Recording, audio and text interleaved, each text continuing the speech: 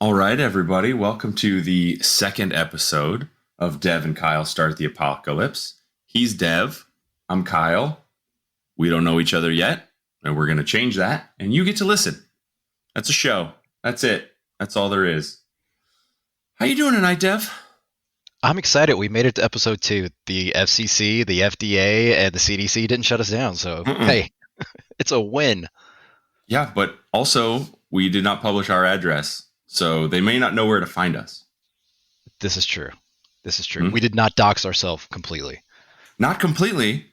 No. But as surprising as it is that we didn't get shut down by the government, here is an even more surprising fact for you, Dev. You ready for this? I'm Are ready. You sitting down? Yeah. Okay, good. You can see me sitting. That's true. But the people at home can't see you sitting, and this is sort of theater of the mind. Oh, okay, sorry. I'm not sitting. I'm standing on top of a table right now in anticipation. Frankly, I'm surprised you could find that in your size, Dev. It's a wobbly table. Okay. Here it is. This is the big news. Big news. You ready? Ready. Hit it. Go. We got fan mail. No shit. Absolutely. We got fan mail. They like us. They really like us. I know. And here's the not surprising part. The fan mail was from... Fart? Did you just let one out? Is that what I heard in the background? Nope. That was just it's been a long night, and this is not my first cocktail. We're all right. The not surprising part is that it's from Bob, friend of the show, Bob. Yeah, Bob. Bob sent us some fan mail. He said that he liked the show. So he's our very first fan, and that was his opinion. So for those of you who would like to be like Bob, you can email us at devnkyle, STA for starttheapocalypse at gmail.com. Send us a message. Be like Bob. Send it. Yes, be like Bob. Be like Bob. See Bob, be like Bob. Are you ready for even crazier news, Dev? What? There's crazier news than we have a fan after one episode? Mm-hmm. I don't believe it. Yeah, we got I don't believe it. 2 pieces of fan mail, Dev. We truly are starting the apocalypse when we have 2 fans after one episode. Well, it's not clear from the second email that she's a fan yet. She enjoyed a portion of the show. But I don't know that Bob is definitely a fan. Our second piece of mail, not fan mail, second piece of mail says enjoyed portions, not all of it. I mean, we're meant to be consumed in portions. It's not like an all-you-can-eat buffet. I am an all-you-can-eat buffet. My body is an all-you-can-eat buffet, Bob or Dev. Yeah, I can see that. I mean, I'm salivating right now. I'm glad people can't see me on camera because I've got like a bib to catch my drool from staring at Kyle. It's just, whew. Is it hot in here or do I have COVID? I hope you don't have COVID, Dev. Are you avoiding COVID? I'm trying. My wife had COVID this week. Thankfully, it dodged me and the munchkins. But yeah, it was in the house. It was coming from in the house. Did she avoid the hard part, like the worst parts of COVID? No, this was actually her second time getting it. We got it back the December of 2020, before vaccines. We got it. The whole family got it, and it was god awful. I would not wish it on my worst enemy. I have asthma, and I felt like I was going to die for 2 weeks straight. 3 days in a row, I slept for 16 hours. I mean, literally 16 hours, like a freaking zombie.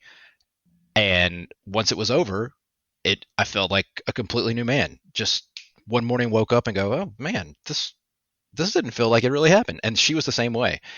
And then with this one, you would have thought that she was on death's door for a couple of days. Thank God she was quarantined and we didn't get it. And it only lasted 5 days this time instead of the 2 full weeks. But it hit her worse. And when we're fully vaccinated, we don't have our boosters. Send in your hate mail. We deserve it. Maybe it'll change our minds. Well, not our minds, just speed us up in the process. No. So COVID's not fake for those of you members of the Dev and Kyle Start the Apocalypse audience who just head on out the door. We don't need you. Yeah, if you think it's fake and you're listening to this, please stop listening. I don't want you to enjoy our stupidity. You don't deserve us if you think it's fake. You don't deserve our childhood depravity, our man-childness. You don't deserve it. No, so fuck right off. Go in the corner. Yeah, fuck right off. Go in the corner. Think about what you did. You know what you did. But the boosters are hard to get to sort of peel that off your shame. It didn't feel like shame, but you should not feel bad about staying home and not getting boosted. So I think you're all right there. Yeah.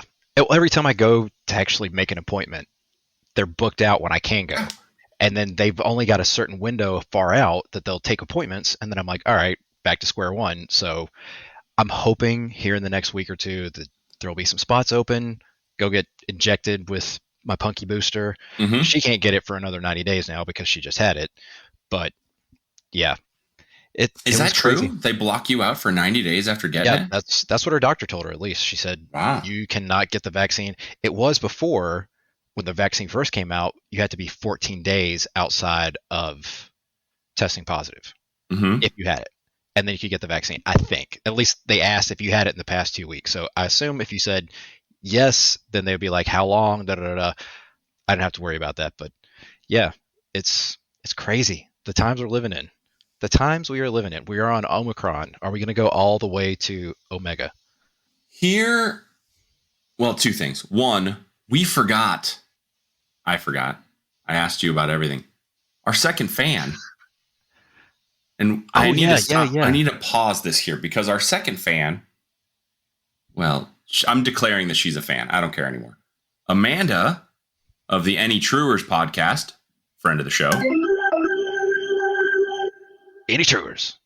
She's the one who asked, she said, like the Home Alone bit, how did you come up with the name? Not the name for Home Alone, right? No, we didn't come up with that. We didn't come up with that. That's correct. That was not us. She wanted to know, largest grossing movie of 1990. How did you come up with the title? We thought about it. No. How did we come up with the podcast title? Dev and Kyle Start the Apocalypse. The answer is a callback to fan number one when our original fan, Bob, said, I feel like if, Bob's British, but I'm not going to do a British accent. Because Bob is our number one fan, I'm not going to inflict that on him.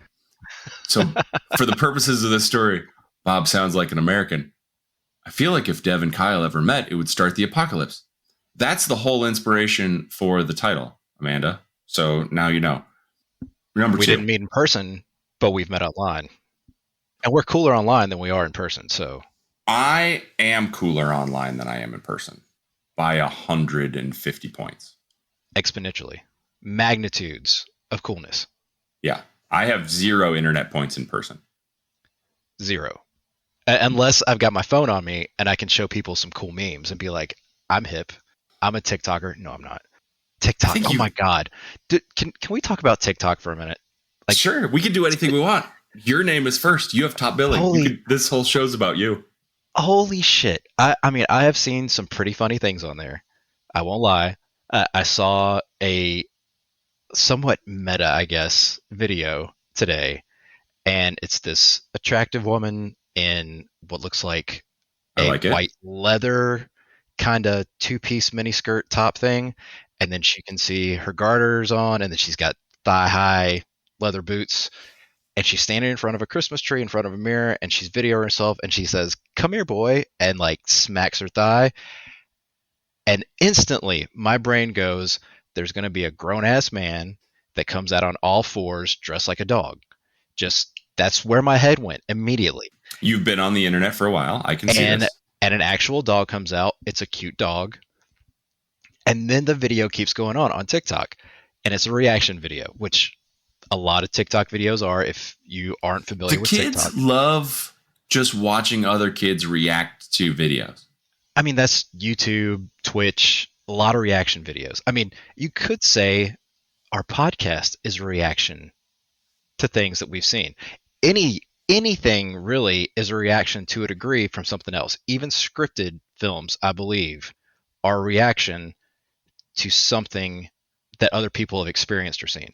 Whether it's another film, another piece of media, or something in their life or social that's going on in the world, history, current events, everything is a reaction. My brains are going to trickle out of my ear trying to wrap my head around that concept. Hey, that's what I'm here for. In the vast annals of Dev and Kyle Start the Apocalypse history, I have come out on record in episode 1 supporting the children in their endeavors. But the reaction video, regardless of what you might say, it's an art form rarely done well. How about I choose that opinion? The reaction video is an art form rarely done well. Yes, there are some that you watch that you're like, watching it, I feel like I'm having a conversation with my friends, but I'm just doing it internally with the way this person's reacting. I'm like, yes, I thought the same thing. But in this particular TikTok video I was talking about, see, I come back. I'm like a lost puppy sometimes, but I always come back. I love it. So after the dog shows up, it cuts to the reaction guy. And he says, why is it that all of us immediately thought when we saw this that a grown-ass man was going to come out dressed like a dog? And I'm like, holy shit. Yes. Going to my point of some reaction videos, you're like, yeah, or casts or whatever. Yeah, I agree with that. I see that. And you laugh at yourself or laugh at the moment or you get angry, whatever. That right there, I'm like, okay, enough TikTok. I need to stay the fuck off of this shit. I don't have the app. I just see in one of the Discord communities that you and I are part of, how we actually met, there's a TikTok channel, and that was posted there. And I'm like, holy shit, that's so freaking true. And of course, I shared it to all my friends who despise TikTok, and they all look at it and go, why did I think that too? Yeah, well, because we've been on the internet for a significant number of years. We were the OG interneters. I know. I heard someone refer to, well, we're both, as discussed in episode 1, men of a certain age. Gentlemen. They referred to the time span of folks born between 1977 and 1983. So this has been referred to as, you hear it like elder millennial, I've heard. I think there was a comedy special called that, geriatric millennial, I've heard some people say. I don't like those terms because both of them involve synonyms for old. We are. Speak for yourself. You're older than me, shithead. I know. That's why you speak for yourself. For fuck's sake. Respect your elders. Stop calling us old. The name that was given, the steamroll right past your insults. The name that was given for those scant few years from 1977 to 1983 was the Oregon Trail generation. Oregon Trail micro generation. And the reason was great logic. First of all, the logic was every single person born between 1977 and 1983 in the United States played Oregon Trail in their school's computer lab. Oh, yeah. The first grinder. That was the first game that you would grind for hours and be like, I'm going to see how far I can get before I dive dysentery. And I always wanted to know who Terry was and why somebody dissed him so hard that they died. Yeah. I thought that you meant Oregon Trail was the original grinder, as in the dating app. And I thought that you had a very different experience with Oregon Trail than I did. No. Okay. I didn't go to a Catholic school. The priest wasn't, watching me over the shoulder while I'm playing Oregon Trail. But the second reason, which I also agreed with, was that very microscopic generation of children was not old enough to be sort of the Gen X ideal that your first interaction with the internet was in college, and then not so young that your interaction with the internet was when you were sort of in your formative years. So just at that sort of buffer range, you ended up with and this is true for me, and this was the example that they gave. My parents fully expected that I would need a phone book, and they taught me how to use one, but then I've never actually needed one. And they taught you how to use the rotary phone. Yep, we owned one. Oh, yeah, and it was always in the hall with a phone book underneath it. Ours was tucked in the corner of the kitchen, but only because the hall would have been more inconvenient. And then as the years progressed to like the early 90s, it moved from being on a table or a countertop to being mounted on the wall, and the cords got longer, and then you started having the wireless phones with the charging docks, but those only lasted for like 20 minutes of talk time. Yep. You got it all. It's like we grew up in the same generation. Oh yeah. I was actually going through some of my old crap last summer before we had a yard sale, and for some reason I had an old football shaped phone where you grabbed where the laces were and pulled out the receiver that was Cowboys. And then I know why you had this. I didn't have it, but I know why you had this. Yeah, and I had it. That was my first phone, and I had it in my room. And I was so jacked when I got a phone line in my room. I thought I was top dog, like the king in the world before the internet. Before the internet. I had to purchase my own phone line in my room, and I did so for the sole purpose of dial-up internet, not to talk to people. Because I could just use the phone. I had a phone in my room. It wasn't a dedicated line, and that was fine enough for talking to people. Yeah. But I wanted to just bogart the internet on a dial-up modem and not have people not have to worry about it. So I got a job and paid for my own phone line. Yeah. I didn't have internet in my room until I was 16. And then I didn't steal. I inherited, I stole it. When my parents were sleeping, I went into the computer room and jacked it. And then my dad had to buy a new one, had no idea where it went. It was like a mystery. What happened to the computer? We've got to buy a new one. I inherited the old one, and it was a Gateway 2000, if you remember those. Back in the day. You go into the store, they had a brick and mortar, go into Gateway 2000, everything's with the cow decor. You look like you walked into a freaking ranch, and you'd build your PC, and they had like 10 different options, but you could customize different things back before Apple and Dell started doing that. And we went in and got our second computer. It was when, what Intel was that? I want to say like the Intel Pentium 4 came out, 3 or 4. So we upgraded, and I got the old one. And then I convinced my parents to finally get a dedicated phone line for our dial-up, and then go to 56K so I could hear the robot die and go a little faster as it died. There you go. For those of you who don't know what I'm talking about, a dial-up modem, when you start it, sounds like the apocalypse is coming for robots and machines. It's starting the Matrix. For the uninitiated, it is the most god-awful noise. And for men of a certain age, it is now nostalgia-inducing in a way that not very many things are. Ba-doo, ba-doo, ba-doo, ba-doo. We finish each other's sentences. And it would take 5 minutes to get on. And sometimes it would take 5 minutes, and you'd start to get on, and then it'd kick you back off. And you'd have to start the process over again.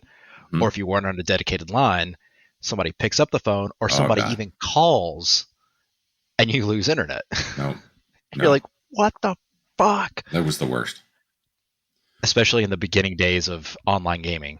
What I remember about that time specifically, and this occurred to me the other day when the always-on internet in my home went out. I had a computer, as you say, the Gateway 2000. By the way, for the children at home, the Gateway 2000 named for the far future idea of the year 2000. It's not the year 2000 when Gateway 2000 is making their claim to fame in the computer space. So once upon a time, 2000 sounded like the future. Even in the 90s, even just a decade prior to 2000, it made it seem like it was so futuristic. Like, we're never going to make it to 2000 because the end of the world is going to happen in Y2K 1999 at New Year's Eve. All that's going to happen. Yes. But the idea that so I owned this computer, and as you say, the dial-up, you'd be offline, which is the thing we used to be. You'd be offline, and it wasn't just a metaphor for being unavailable. You were, in fact, offline. And then you'd go online. But when you were offline, your computer was useful. And I don't remember what I did, but I would use my computer for hours without being online. And the other day, my internet died, and I have a computer that is conservatively 20 times more powerful than the computer that was in my room as a teenager. Oh, yeah. You could heat an entire warehouse with the computer I had. Like, my room was constantly 10, 15 degrees hotter than the rest of the house. But I don't remember what I used my computer for when the internet wasn't on. Word documents? I mean, theoretically, I guess. And I guess we had video games that worked when you weren't online. Yeah, I played Warcraft and the original Elder Scrolls. Oh, yeah. And I think the second Elder Scrolls. And that was pretty much it. And not WoW, for anybody that's like, you used to play WoW back then? This is... And of course, Command and Conquer with one of the greatest soundtracks ever. Great game. Ever. Still, the soundtrack still holds today. And then you have the sequel or the trequel, whatever it was, with Tim Curry with the awful Russian accent. Oh, yeah. You know what I'm talking about? I do. One of his best roles ever. Up there with Dr. Frankenfurter. Hands down. Top 2. And it. And the guy from Clue. And that's about it. That's the only Tim Curry I can think of. I know he's been in more. And I know he's been in a ton of stuff. He had like an album, I want to say. I have no idea. Don't quote me on this. Tim Curry has an album? I don't know. We have this thing that I keep calling the I'm Googles. Not doing it. I'll say it again. Fans of Dev and Kyle Start the Apocalypse, email us at devnkylesta@gmail.com. Let us know if Tim Curry had a singing album. He had multiple. 1978, Read My Lips. 1979, Fearless. 1981, Simplicity. And then From the Vaults, recorded in 1976, released in 2010. None of that can be true. It's on his wiki. It's got to be true. It's on the internet. I read it on the internet. It has to be true. I mean, it talks about his... freedomeagle.facebook says it's got to be true. Yeah, it talks about his personal life. That's got to be true too, right? What do you think our wiki entries are going to say, Dev? We're going to have wiki entries? We are. That's how the internet works. I am going to use all of my accrued wealth from the subscribers to different channels that support our podcast to pay Wikipedia to never publish anything about me.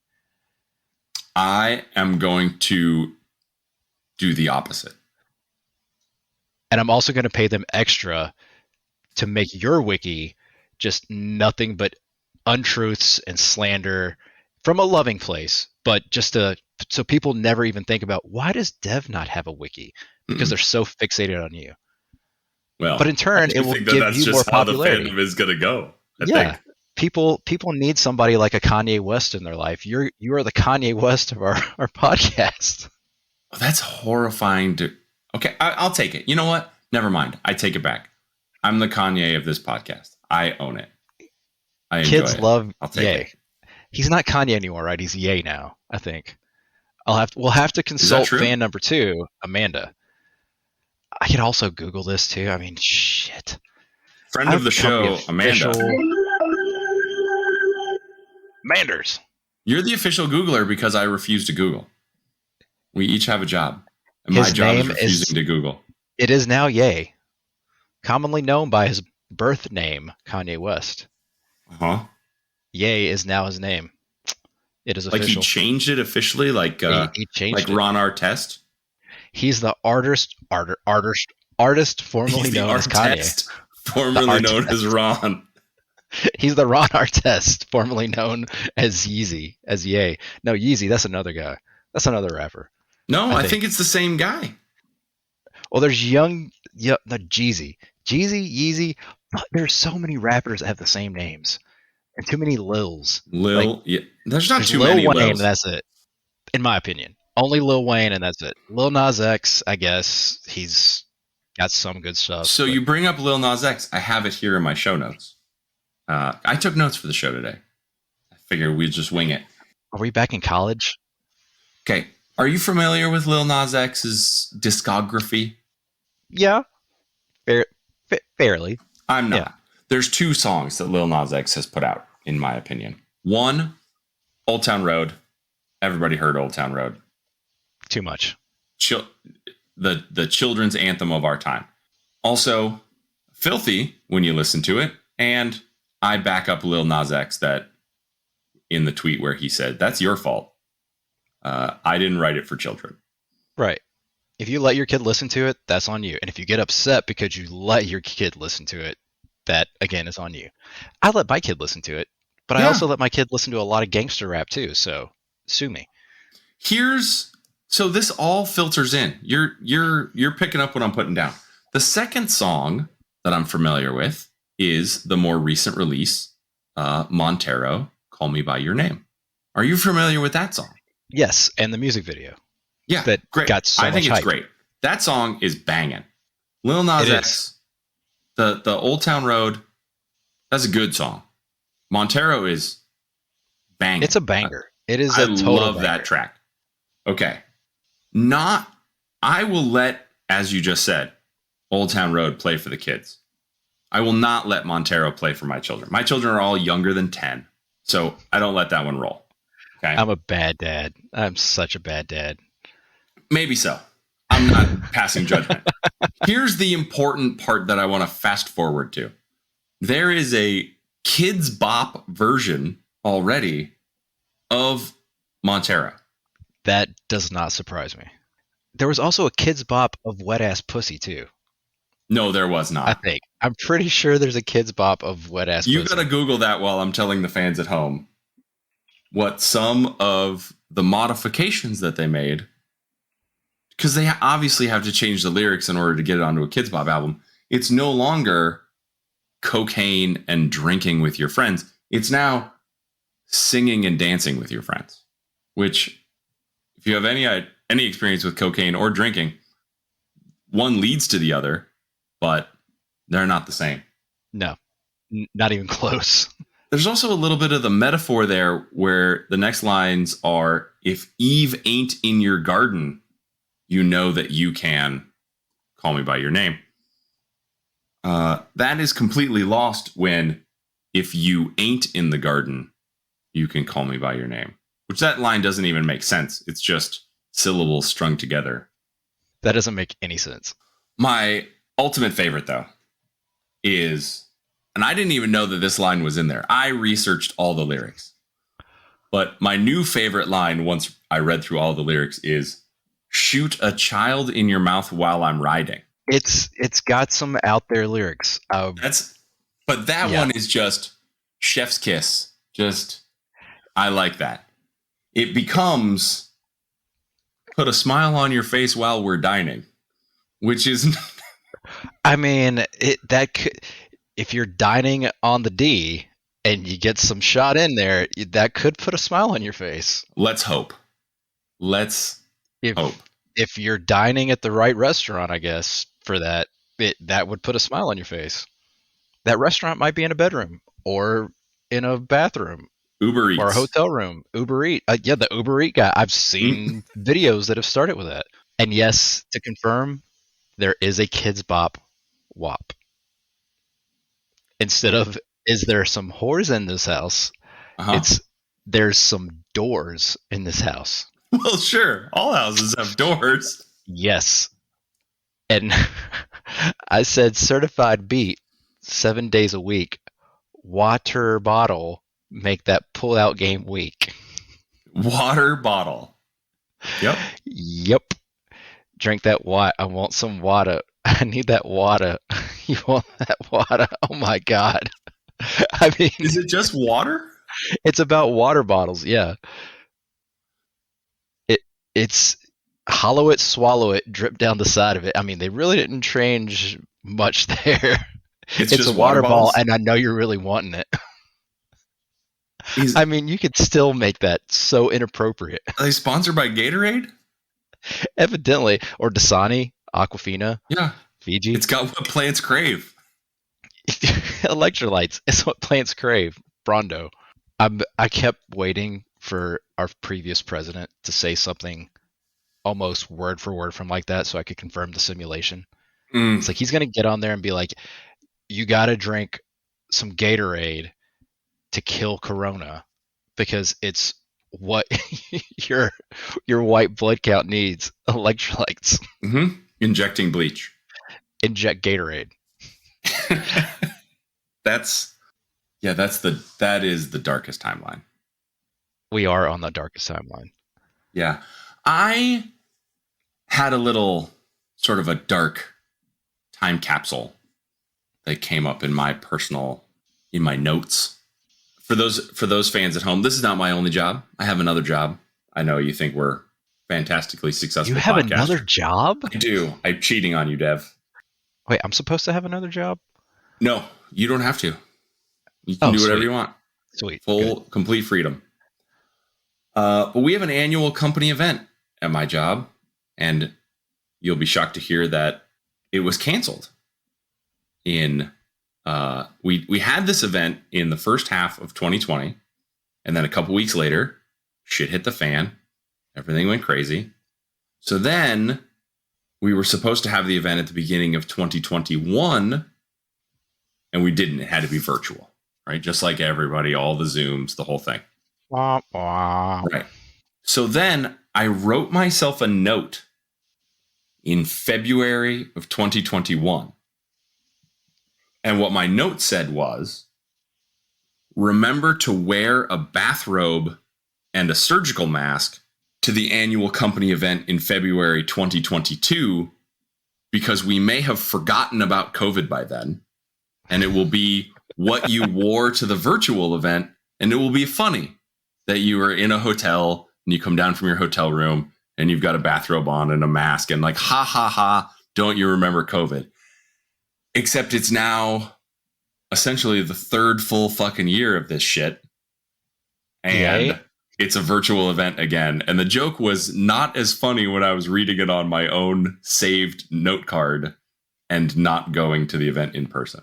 Yeah, that's one of those that aged well kind of things. Yeah, aged like milk, I think is what the kids say.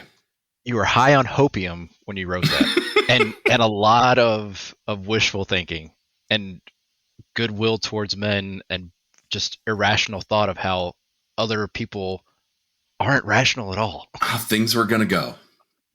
I thought things were going to go great. That my hopes of things going great went completely out the window by May of 2020. Like by May of 2020, you were that early hitched to the wagon. Just dealing with so many people that were in denial of what was going on and seeing the mobs of imbeciles pestering and pushing the hand of government and national entities, not even just here in the US, but other places, of lift restrictions, Oh, and then as soon as they started to, and then spikes came up and the deaths came up, I went, yeah, we're fucked. Yeah. No, it's nuts. I would like to steer it back from the darkest of the dark, because you're 100% correct, and I don't have a response to that. Here's my only response. This is the weird shit that I think about. And this is from my own anecdotal experience. And as we have covered on this podcast, I refuse to Google anything. Do you think that sock sales are down year over year from 2019? I think sock sales are up. You think they're up? I think they're up. And I think that because of anecdotal thing here too, I've bought more socks since spring 2020 than I have probably in the past 10 years combined. I am the exact opposite. I don't think that I have purchased any new socks since we went into lockdown. But I wear socks around the house. I wear socks every day around the house, and I change them out. And sometimes I'll change them twice a day. So I bought a shit ton of socks. Like Bombas. I went and bought a bunch of pairs of Bombas socks, Stance socks. Those are good socks. They're great. Nike socks, dress socks from. I don't mean to interrupt. Anybody who wants to sponsor Dev and Kyle Start the Apocalypse, Bamba, Nike, we're looking at you. We're accepting applications. Email us, devnkylesta@gmail.com. You were saying you love socks. I love socks. The weirder the sock, the better. Designs, I like a weird sock. I like wearing socks around other people who can appreciate my weird socks. I hate's the wrong word. I just don't see the need to wear socks inside my house. I get cold feet. Literally cold feet. Okay. Not like, oh, I can't do this cold feet. I get literal cold feet all the time. I actually have a tiny little space heater that I keep at my feet in the basement because it gets so cold down here that I keep on even in the summer a lot of times because my feet will get cold. And I wear socks. Right now, I'm actually not wearing socks, but that's only because I was wearing shoes without socks. If I slip on shoes without socks, I will wear the shoes around for a while. But then I'd slid them off because my feet were starting to get hot with the heater. The heater turns off after it's gotten too hot because it's, I guess, some kind of new fire safety stuff. Sure. But it will cut itself off. And usually about that time, I'm starting to get a little roasty toasty, even if it's cold. So that's fine. But I always am wearing socks if I don't have shoes on. And I actually have a pair of socks right here beside me that I took off a couple of nights ago before I switched into new socks. All right. So this strikes me that we can have a scientific poll, in a pseudo-scientific poll in the audience of, because we have an even number of fans we've confirmed so far. Two. For our friends south of the border. So if you support Dev and have increased your sock usage, email us at devnkylesta@gmail.com. If you support Kyle and haven't worn socks since March of 2020, email us at devnkylesta@gmail.com. We'll let you know what the results of the poll are in a future episode. Yeah, in 2023. I don't like socks. I don't like shoes. I just like walking around barefoot. Like a hippie. Yeah, maybe. Sure. If I could get away with never wearing shoes again for the rest of my life, I wouldn't do it. Like if you just waved a magic wand and they were like, oh, well, like it was just fashionable to not wear shoes, wouldn't do it. As soon as I get in my car, every single time I drive, pop, pop, off come the shoes. If the shoes in any way allow me to take them off, I take them off while I'm driving. You're one of those people. Yeah. I don't do it. As soon as I get home, boom, they come off my feet. They go in the closet. They're gone. See, I can't drive barefoot. I've tried it. I can't do it. Even if I'm wearing flip-flops or sandals, I cannot take them off and drive barefoot. It just feels so weird. There's no barrier between my foot and the pedal. I guess that's why I like wearing socks if I'm not wearing shoes or sandals, is it gives me kind of a barrier between the floor. How do you feel about a stick shift? Oh, I love stick shifts. My knee doesn't love it. Sure, but isn't that what I always hear? I could give two shits about a stick shift. Isn't that what I always hear about the stick shift, that you're more in tune with the road? Shouldn't you want to drive a stick shift barefoot, just the Fred Flintstone equivalent of just being on the asphalt? Isn't that what? No, I feel like I don't have as much control and I'm not as in tune. I feel like I've got something on my feet. It's got to be shoes, sandals or shoes, to where I can feel that it's almost like the shoe sole connects my soul into the pedal. That's why they call it the soul of a shoe. It connects you into whatever the soul is touching, whether it's the earth, the floor in your house, the car, the pedals on your car, bike pedals, whatever. It's connecting your soul through your shoes and grounding you. I just made that shit up, but it sounds great. And the great thing about this is that I believe you 100% because I refuse to Google it. I mean, that's the great thing about the English language. We've got so many words that are spelled differently that sound the same. Soul being one of them there. Mm-hmm. And now I wonder where is the origin of the word soul for shoes? I think you've already explained it to us. I don't think you have to wonder. You just had to commit to that bit. I'm not even going to Google it. That's canon now. Mm-hmm. From henceforth in human history, that is going to be the origin of the word soul for shoes. It's because it connects you to Mother Earth, and that's how your soul is connected to the world. Yes. Not that it separates you. No. It doesn't separate you. It binds you, even more than just going around barefoot. So in a way, I have a better bond with the earth because I wear shoes and socks all the time. I feel like I've boxed myself into a corner by saying that I never Google anything, and now I don't like it. I mean, let's take it a step further. When we all die and go to the hereafter, and in my head, I imagine that as being a heaven of sorts, and you're standing in my version of the afterlife, in line. The pearly gates. There's going to be a line of people that wear shoes and socks pretty much all the time, and people like yourself who never want to wear shoes and socks. And the line of the people that do is going to be processed faster, like a Disney Fast Pass. That can't be true because I've stood in line in an airport, and if no one had any shoes on, it would go so much faster. Fuck. All right. And that completely just derails my entire hypothesis. I'm going back to the drawing board. Let me just throw my thesis in the garbage, start back at letter 1. You mentioned everyone being connected to the earth, which reminds me of the circle of life, which reminds me of a segue that I just came up with off the fly. Here's what I learned over the weekend. Disney's The Lion King. Dev, are you familiar with this film? Which one are we talking? Live action or original? OG? It doesn't matter.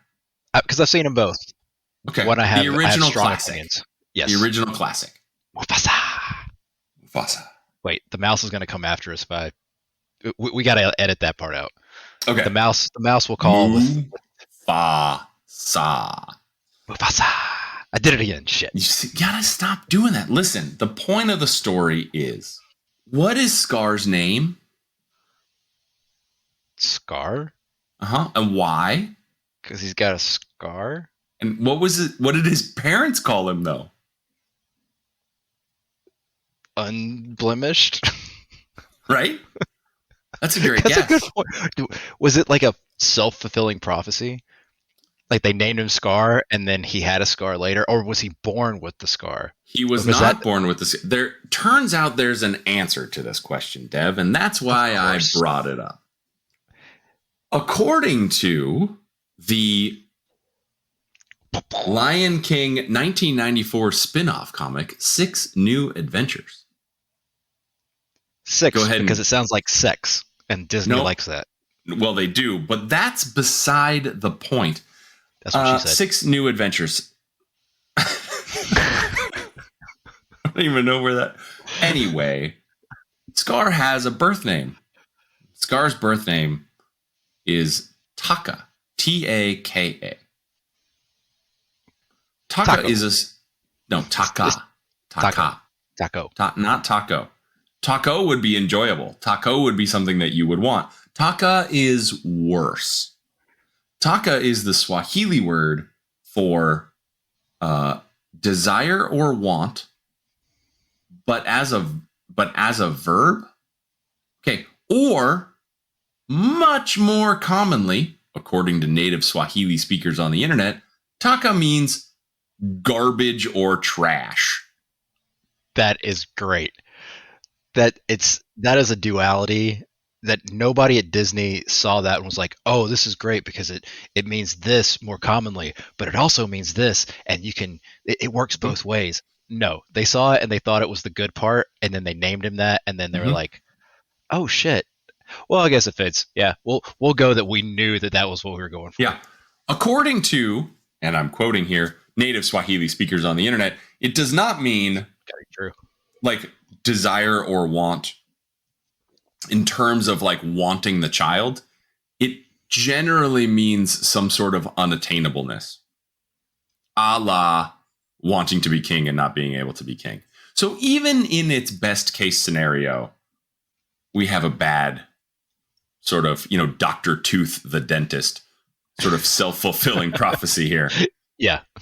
Mufasa, you want to take any wild guesses what Mufasa might mean in any African language at all, including Swahili? I'm going to take a guess. It means the wallet that says badass motherfucker on it. Mm-mm. No, just king. Just king. And there's a king.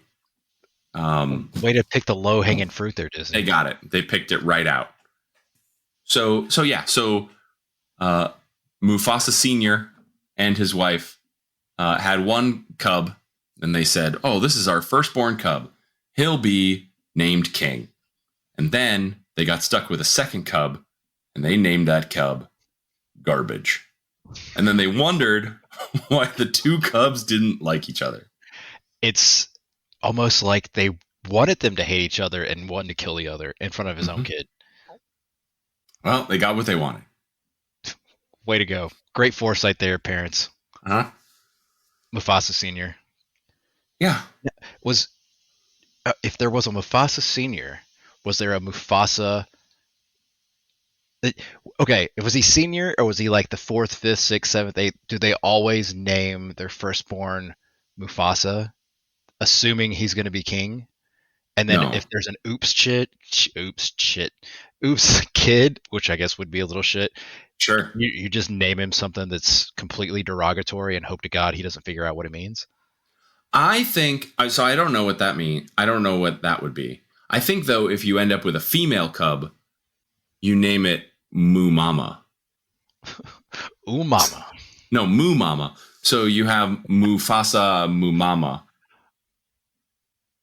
That's too far out there even for you. I can see it on your face. I'm trying to make that segue in my brain properly, and I'm just going, that's too much moo moo.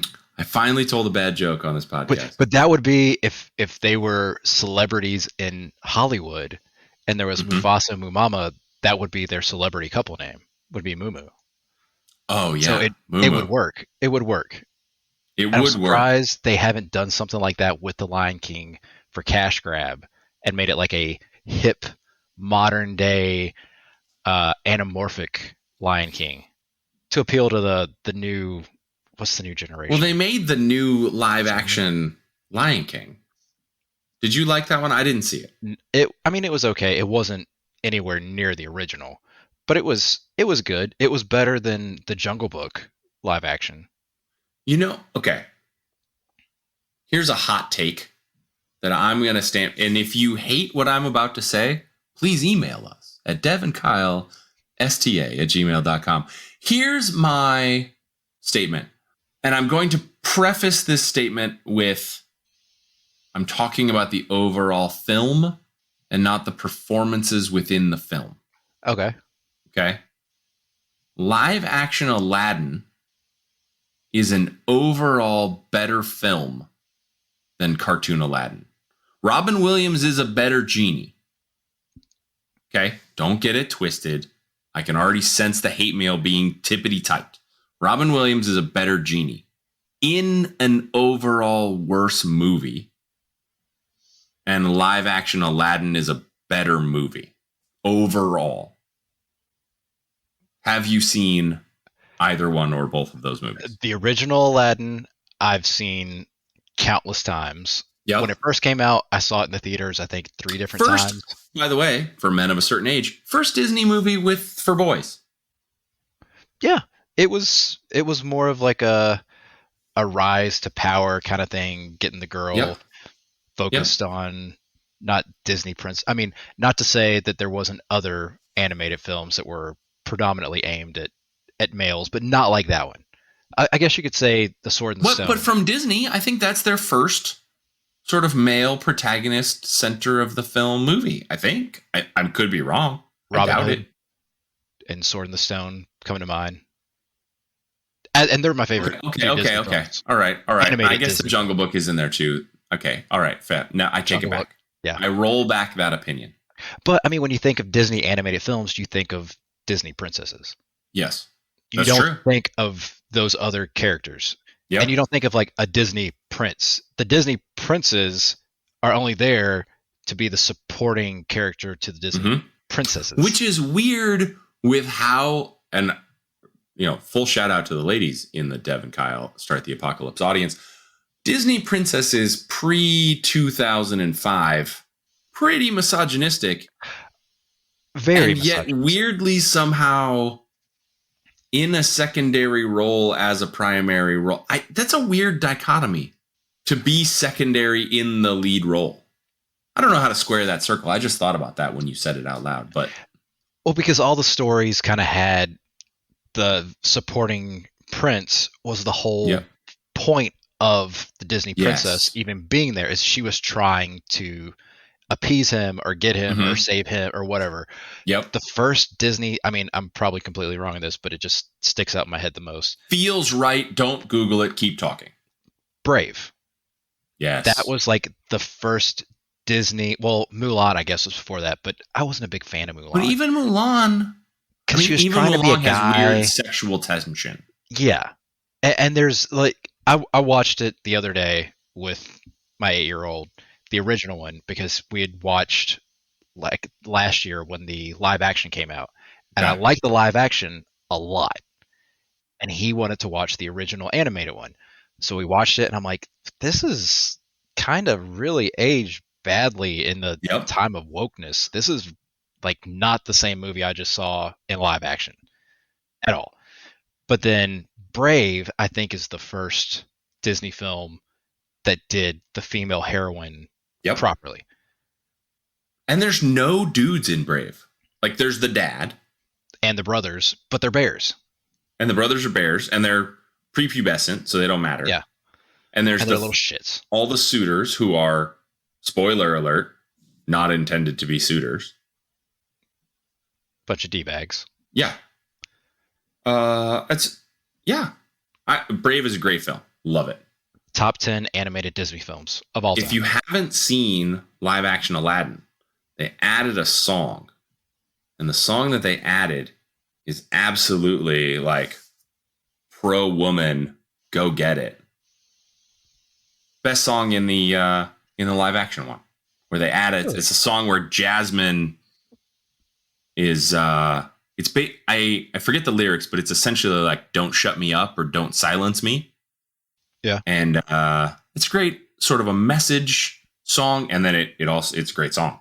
Just the beats are nice, and they gave it a real hit. So 2 thumbs up from Kyle for live action Aladdin. Of course, it doesn't have Robin Williams, and that makes it not as good. But I mean, Will Smith is a good consolation prize.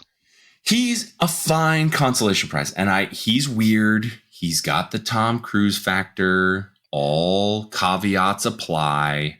We get it. Send your hate mail to devnkylesta@gmail.com. But he's a fine consolation prize on screen. He's a good actor. He's not only a good actor, I feel like he is a brilliant businessman and just entertainer overall. Sure. Period. And I will say the same thing about Tom Cruise. Yep. Tom Cruise, batshit crazy. Batshit crazy. But he makes some damn good movies. That's true. And his greatest role isn't even a starring role, and it's not even really recognizable as him, is as Les Grossman in Tropic Thunder. You've seen Tropic Thunder, yeah? No. You can see it on my face. Oh my God.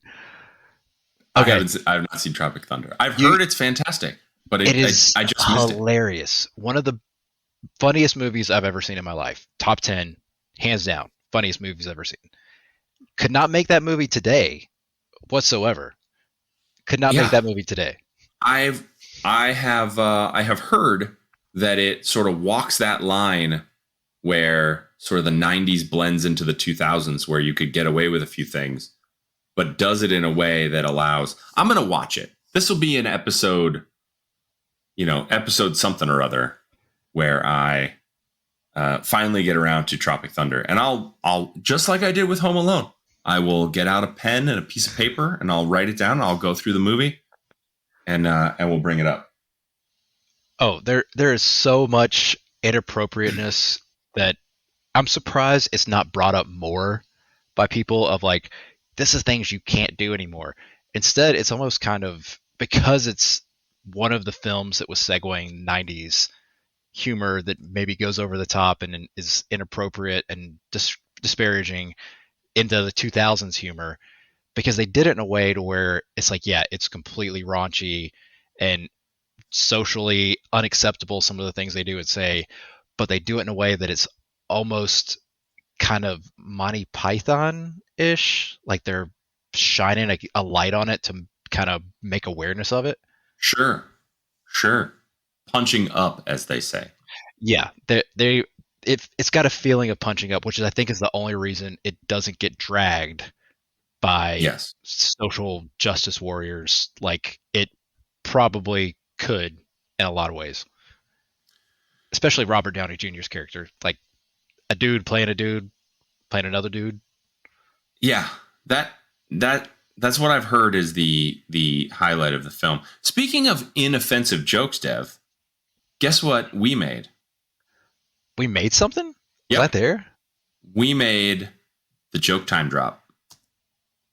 Oh, that. Yeah, I remember that. Here it is. Who's there? Joke. Joke who? Joke time. Ah. It's joke time, Dev. This joke is also one of my favorite jokes. And, well, there's really no introduction to this joke. So it starts off like many, many great jokes do, Dev. A guy walks into a bar. Ouch. And this bar, nope. That's a good joke, but that's not this joke. Guy walks into the bar. The bar is empty. There's like one other guy way off in the corner. He walks in. Bartender's there. He sits over alone in the corner. Flags the bartender down. Gets a drink. Bartender slides a beer over to him. And he's just sitting there. It's quiet. Just enjoying the silence.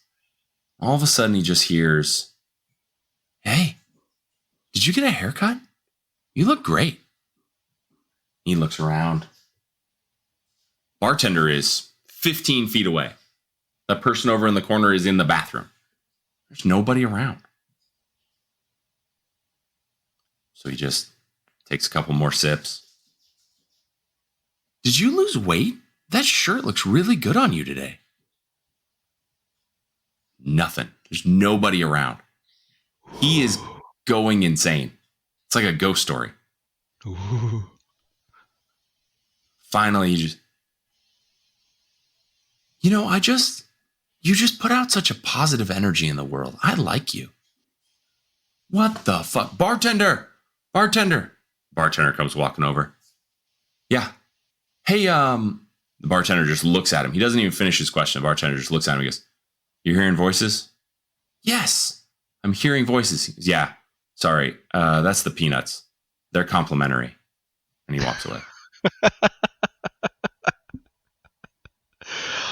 I was expecting, I'm like, okay, I'm thinking in my head, what is going to be the positive reinforcement thing that is in the bar? Like, I'm thinking, is it something in his beard? He'd order a drink and he gave it to him, and it's like, I couldn't think complimentary. The peanuts are complimentary. Peanuts, or maybe he was going to say, another way to say it would be, "Oh, the first drink is on the house. It's complimentary." Nope. It's those I like peanuts. the peanuts, though. Mm-hmm. I like the peanuts. Bonus joke. Do you know the difference between deer nuts and beer nuts, Dev? I do, but go ahead. Okay. Beer nuts are $1.19. Deer nuts are always under $1. There it is. All right. We got a bonus joke in episode 2. Only because I didn't expect to come back for episode 2. But triple bonus joke. Since we're on nuts. The very first Dev joke. You like Wendy's? Do I like Wendy's? Yeah, you like Wendy's? Sure. You like Wendy's nuts in your face? I do, Dev. I have 110% support of Wendy's nuts are in my face. And then for the lower version of that, you like Captain D's? Captain D's? I don't know what Captain D's is. It's like a fast food fish place owned by Yum. Is that true? Yeah. I've never visited a Captain D's. Okay. Captain D's. Have you visited Captain D's nuts? Nope. Neither of those. Neither of those. Speaking of genitalia, Dev, I went down a YouTube rat hole. They don't have genitalia on YouTube. They don't. You meant Pornhub. You want a Pornhub rat hole? No, this was YouTube. This was YouTube because no genitalia was actually shown to me. That's how I know the difference. Okay. The two. It was described. It was described. I've gone on record on this podcast as saying I don't Google things. I don't Google things live. What I do. Pee pee poo poo. Yep, pee pee poo poo. Here it comes. That's a great foreshadowing for this topic. Are you ready for this? I'm not going to tell you how long I spent watching videos about the modern day understanding of how Roman public toilets worked. So you took them out as long as it takes to take a shit to look longer at Roman toilets. So several shits to look at Roman toilets. All while taking a shit. And how they worked. Everything comes back to shit. And how people behaved in them. It was like a party. I don't think it was like a party. But didn't they all shit together? Am I correct in that remembrance of Roman history?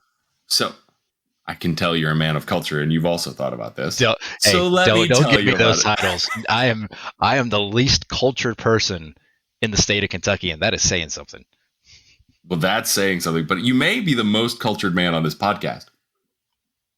All right. Once again, I don't need those kind of accolades. People are going to start thinking positively about me, and we can't have that. You can't get away from it. I think you're great. Oh, I'm blushing.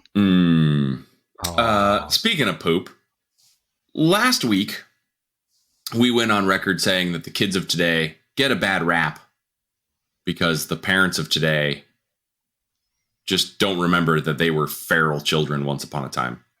Yes. Did you know that we have archaeological evidence of graffiti in the bathroom from ancient Rome? I did not know that. It's true. It had to start somewhere. It did. And it started in Roman public shitters. One such piece of evidence, and this is not a joke. I did not make this up. You can Google it, and you can email us at devnkylesta@gmail.com and tell me that I'm wrong, but I found it on a very reliable YouTube source.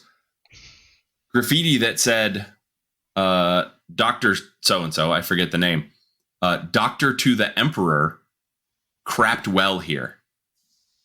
It was like... just written on the wall in a Roman bathroom. It was Yelp Reviews before Yelp Reviews of shitters. It was a poo review. Poo review. That happened. We also have literary evidence, like somebody wrote it down. While they were on the shitter. No.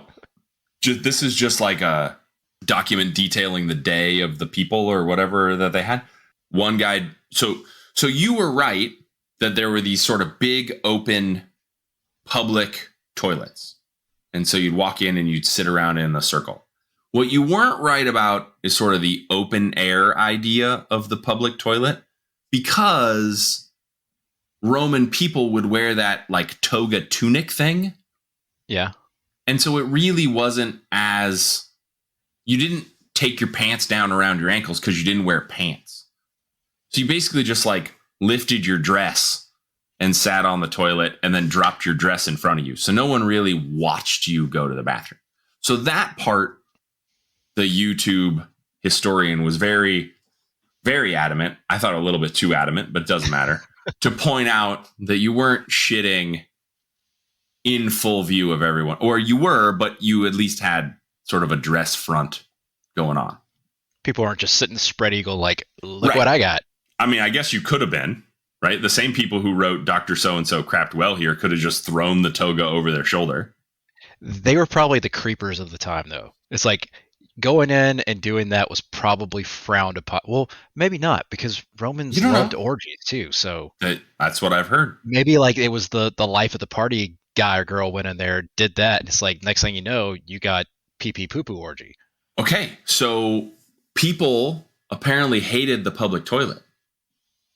Okay, I rescind my previous thesis again. Yeah, I'm just people getting hated shot it. They would down only tonight. go to the public toilet when they had to. Everybody had lots of private bathrooms in their homes. Okay. Also, as I pointed out, people would like take notes, right? We have lots of written evidence from Rome. More than one story about someone being bitten on the dick by a rat or a snake that came up through the toilet. Ow. Right? So that's horrible. I'm sure our New York listeners probably fear that too. Yeah, New Yorkers are just like, It's like, I gotta check the toilet every time I go, even if I gotta go take a pee. One of those little fuckers might just jump up and bite me right on the balls. You would have to. And are you sitting down for this one, Dev? I was standing again on the table. Do I need to sit back down? I keep telling you, sit down. You would have to worry about. Okay, so these big public toilets are connected to these big sewer systems. Everybody's heard about famous, like, oh, the Roman sewers were the best, blah, blah, blah, blah, blah. Okay, so these big sewer systems. Okay, they didn't know about explosive gases and how to protect against that. Like, they didn't have the curvy pipe. Plumber fans of Dev and Kyle Start the Apocalypse, let us know what that curvy pipe is called. They didn't have that. And so there were, and I'm quoting from my notes here, constant explosions that would bust your ass with flame. That takes eating Taco Bell to another level. One of the many reasons why the rich and famous would not have their local toilets connected to the public sewers. Well, yeah, you don't want to blow your house up. Right. You don't want to blow your house up. Also, I mean, you don't want to blow your house up by going to the bathroom in a 2022 kind of mindset. You also don't want to blow it up in a Roman mindset, literally. No, you don't. This one I wrote down all of the details about, because this one really just was the story to end all stories. So rich people, I just said, rich people did not want their toilets to blow up inside their house. They didn't want rats and snakes biting them in the dick while they were trying to use the toilet. Reasonable things not to want. All these things are understood. Okay. And this is all verifiable historical facts. I'm going to give you a lot of details here that you can Google this yourself.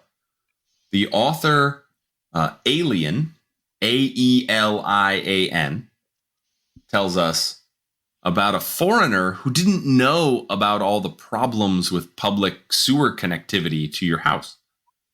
So a wealthy Iberian merchant comes to town in the city of Puteoli, Puteoli, and he, because he's a dumb foreigner, I guess, gets his house toilet connected to the sewer.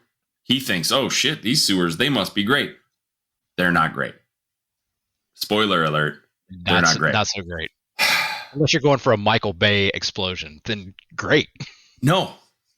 This one becomes more of an espionage tale because the author Aelian tells us that every night a giant octopus swims from the sewers into the sewers from the sea, proceeds up through the house drain in the toilet, and eats all of the pickled fish kept in the well-stocked pantry of this Iberian merchant. I totally thought you were going to go with this octopus comes in and slowly steals from him, then murders him in his sleep. I would have gone with that, but I'm telling historic accuracies. I mean, there's somewhere somebody wrote that, and it may have actually been written that way. That actually might be the truth. Ting, ting, ting. It's like chiseled into a tablet. Yeah, it's too unbelievable. We got to take that part out. He just ate the pickled fish. That was it. Also, this was before germs were invented, so they would use a sea sponge tied to a stick in a public latrine. That does not, number one, it doesn't sound hygienic whatsoever. A communal sea sponge tied to a stick. And number two, that does not seem Number two, that's what we're talking about. Yeah, for number two, that does not seem like it would work too well. I mean, I can see the sponge working, like if you had diarrhea. But other than that, I feel like it would just smear more because it's going to get wet over time from multiple uses by different people. I think it's wet. I think you just start with it. It's just wet. I mean, a sponge though, like a sea sponge, just, yeah. I'm imagining the way they look, that it's not going to be that effective for wiping, especially if it's been used by a lot of other people. I think you got to like clean it off every time. There's got to be like a bucket of water that you keep it in. But after a while, won't that bucket of water be, sure. I mean, just like mopping, you start with a clean bucket, and then after a couple of rings, you're like, shit, I'm just mopping the dirty part with dirty water. Yeah, that's what you're doing. Yeah, I mean, you're like, oh shit, now I gotta wipe my ass with somebody else's shit. Am I really getting clean, or am I just making the problem worse? Yeah, I don't know. I think you just drop your toga and go home. And you just count yourself lucky that your ass didn't get burned by an explosion today. You're just like, oh, sweet. I don't care that my ass is caked with somebody else's shit. I didn't get exploded. And no snake, no rat, no octopus, no explosion. My pickled fish are safe. Yep. But my shit is covered with somebody else's shit. Yeah. I think it's a win. It's kind of the mindset of if I cover the problem up with more problems, then the original problem won't be as bad anymore. Yeah. I think so. I'm trying to imagine the first person that thought of this, and they think it's a great idea, and they're like, oh, this sponge, it works so well. And then the second person comes in, and they're like, yeah, I can see that. And then like the 10th, 12th person, that's who I want to talk to. Be like, what were you thinking that you went in and used this after all these other people used it before you? Well, they said it was good, but what in your senses didn't click to go, I don't know about this? That is the exact opposite of what. So I've gone on record on this podcast saying that I enjoy coffee. Do you like coffee? I like coffee too. Iced coffee's the best. It is not. And we'll get to that in a second. But talking about the second person to try something, are you familiar with Kopi Luwak coffee? Nope, never heard of it. I feel like you're making this up. And I am not making this up. I'm not going to Google it because you could Google it. I actually had to Google it to find the name because I commonly refer to it as cat shit coffee from Indonesia. And I'll spell it for you if you want to Google it. It looks like cat shit. It looks like a Payday candy bar. It does look like a Payday candy bar. That's like true. Way too many peanuts.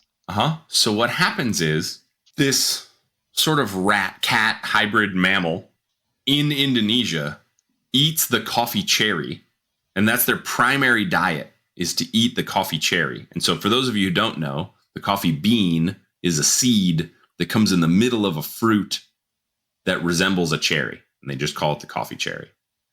And so this mammal cat rat eats this fruit and then shits out the bean. And then you find these little paydays in the jungles of Indonesia. And then dear God, people wash it, and that's the coffee. And then you roast it, and you've got coffee. Oh, dear God. Basically, oh, dear God. Yeah, it's this rat cat eats the coffee, shits out the beans, then you roast it and you eat it. And you said who was the second guy who used the sea sponge. And my question is, who's the first guy who ate the cat shit coffee? Because the second guy, when the first guy says this coffee's fucking delicious, which I've had it, it's fucking delicious. The second guy is like, well, I mean, I guess if he didn't spit it out, I'll try it trepidatiously. And oh my God, it really is delicious. But who's the first person who comes across rat cat poop in the jungles of Indonesia and thinks, well, I think they've already picked the coffee for me? It's probably someone that has one of a couple things. Either one, they've eaten their own shit and they're like, this isn't that bad. Nope. That's not it. Maybe that's never happened. That's guy that's not the he's answer. Got some good shit too. Maybe. That just is a hypothetical. Number two. That's not it. See what I did there? Number two. Number two. Number two. the guy or girl, it may have been a woman, the human being saw another animal eat it and saw that they got like super jacked. So they thought, if I eat it, maybe I will get the same kind of stimulant reaction.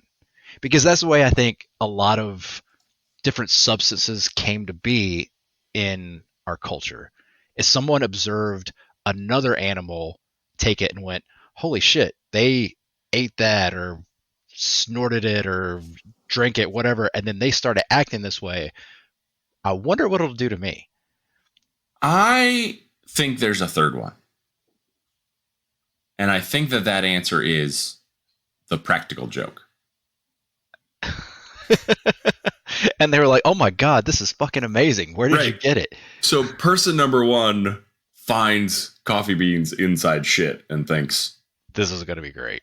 My fucking brother. Oh, I like coffee. Roasts up the coffee, makes it, and says, this is the best coffee ever. Turns out it is the best coffee ever, and it's the world's worst practical joke.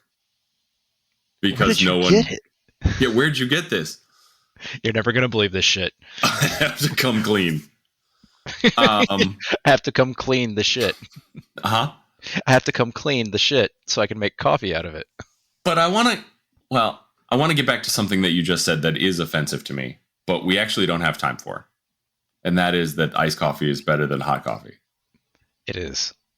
I told you this at the end of our last episode, but we ran out of time. We've run out of time again. Sorry, Matt Damon. Sorry, Matt Damon. I guess we have to have a third episode where you can extol the virtues of iced coffee. I'm just saying, it does not get cold because it's already cold. It can only get warmer. It can only get warmer. It can't get colder. No, but it never gets... Nope. I'm saving it for next episode. It gets warmer. Cold things get warmer. They adjust to the ambient temperature. The exact opposite of the laws of physics. Cold things do not get warmer. And I present to you global warming and the ice caps melting. Okay, next episode. For this episode, I've been Kyle. I've been Dev. And we have attempted to start the apocalypse. See you next time, folks. See ya. Dev and Kyle Start the Apocalypse is brought to you every other week with a full archive available at devnkyle.com. The Apocalypse theme and other music in the show is written and performed by Chase Noseworthy. He's Chase Noseworthy on YouTube or at NoseworthyChase on Twitter. All graphic design for Dev and Kyle Start the Apocalypse has been created by Dead Vision. Find her work on Twitter and Insta at XDADOTTER and book her immense talents at xdadotter.com. Audio engineering provided by Cassandra Umsong. She can make you sound even better than Dev and Kyle because you'll provide much better raw materials. Get in touch with her on Twitter at coffeewithcoom. That's coffee with COUM. Dev and Kyle support artists and creatives of all types. Exposure is for film. Artists need compensation. If you're interested in becoming an apocalypto to help keep supporting all of the artists who make Dev and Kyle sound passably professional, please consider becoming a sustaining patron at patreon.com/devandkyle. Show notes, transcripts, and any other information from this episode should be available at devandkyle.com if Dev and or Kyle did their job. Fingers crossed. Finally, deeply and sincerely, Dev and Kyle think that you are a wonderful person who deserves love and compassion. We hope our small gift of what we consider interesting or entertaining has made your day even the tiniest bit better. Thank you for liking or subscribing in your favorite podcast app.